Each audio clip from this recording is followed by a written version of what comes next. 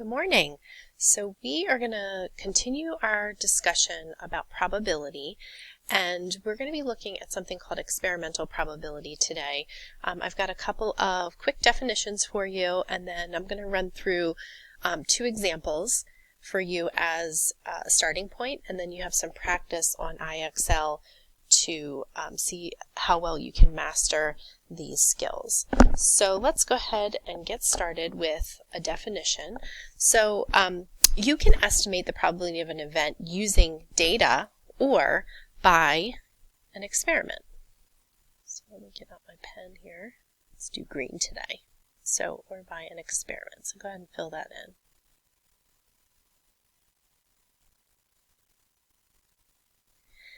And each repetition of the experiment is a trial.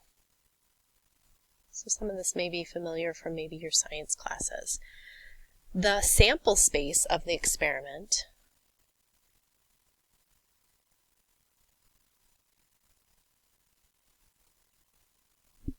is the set of all the possible outcomes. And then finally, the experimental probability of an event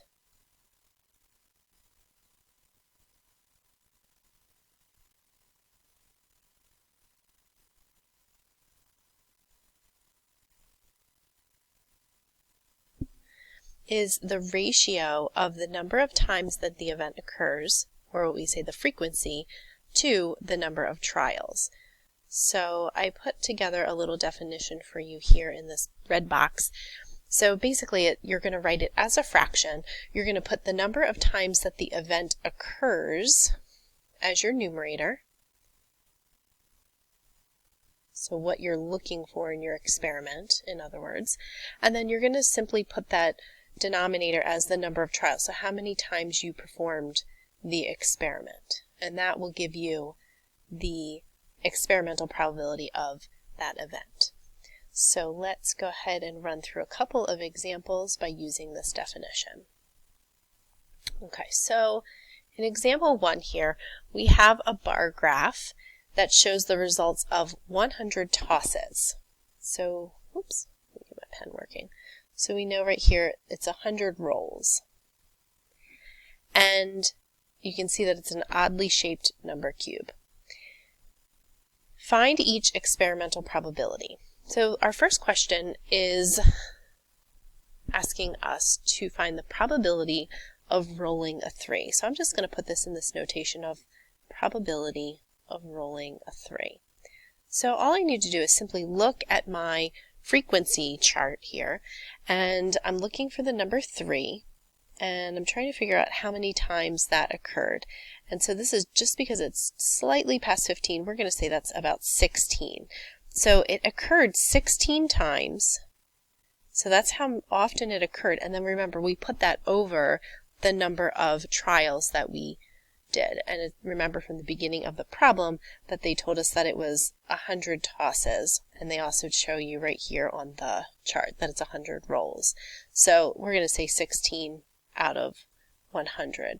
So we're just going to simplify that as a fraction in simplest form. So we get 4 out of 25 because we're just dividing both the numerator and denominator by 4. All right, let's look at this second example here. So we are rolling a perfect square. So we have to figure out what exactly is a perfect square. And if you know that a perfect square is that when you have a number that is multiplied by itself and it gives you that result. So the perfect squares in this case, I'm going to highlight in blue, is going to be the number 1 and the number 4.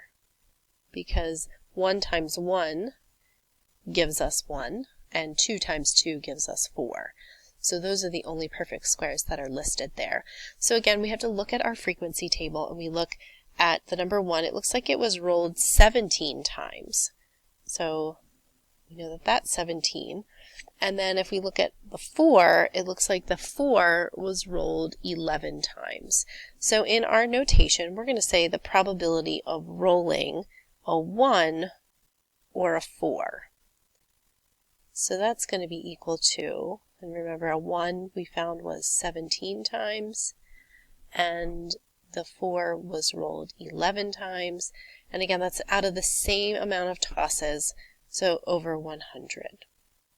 So let's go ahead and simplify that. So 17 plus 11 gives us 28 out of 100, which simplifies to 7 over 25. Again, we're going to just divide both the numerator and denominator by 4.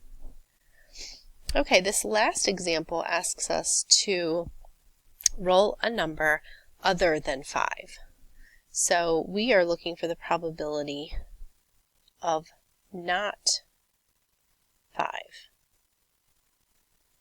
Okay, so if we know a 5 in this case, looks like that was 22 times.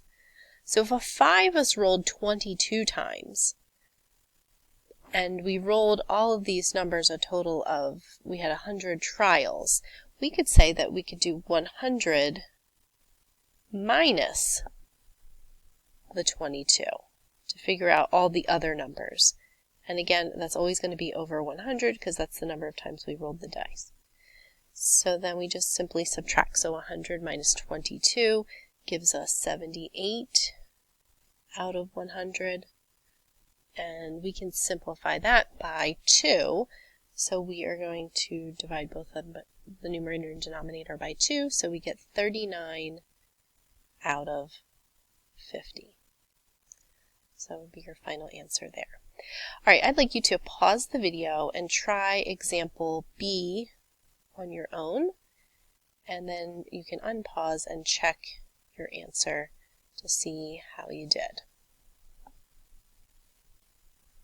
Okay, so example B says the table below shows the results of choosing one card from a deck of cards.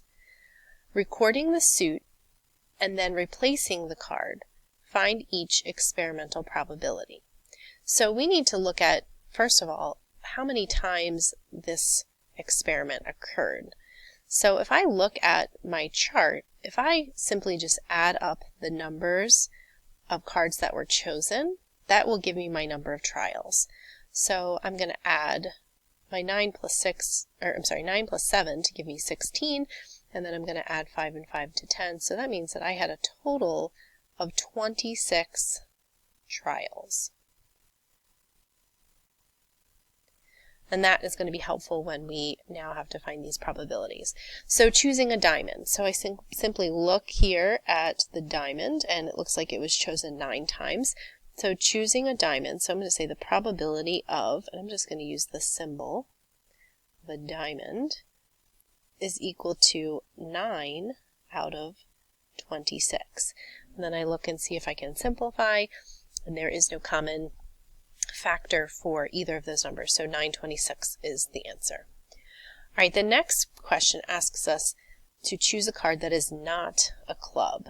So we're going to do probability of not, I'll do my best to draw club,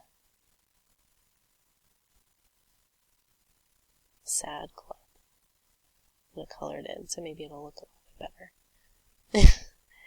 All right, so probability of not a club. So that means that I'm looking at a heart, a diamond, and a spade. So that is going to be 5 plus 9 plus 5 out of 26. So that would give me a total of 19 out of 26. And then again, I look to see if I can simplify, and I cannot. All right, the last thing we're doing is choosing a red suit. So that's going to be the probability, and I'm just going to say, of a diamond or a heart.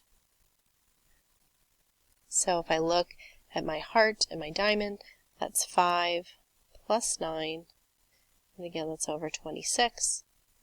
So I just simply add 5 plus 9, I get 14 out of 26, and I can simplify this one by 2, so that's going to give me an answer of 7 out of 13. And that would be your final answer. All right, you have 3 skills to practice on IXL. They're all involving experimental probability. So give yourself at least 15 minutes per skill, unless you hit 100% mastery running through those problems. So you should spend a total of 45 minutes on the 3 skills. So 15 minutes each, total of 45 minutes. All right, I look forward to catching up with you at our next Google Meet. Pop in. All right, take care. Bye.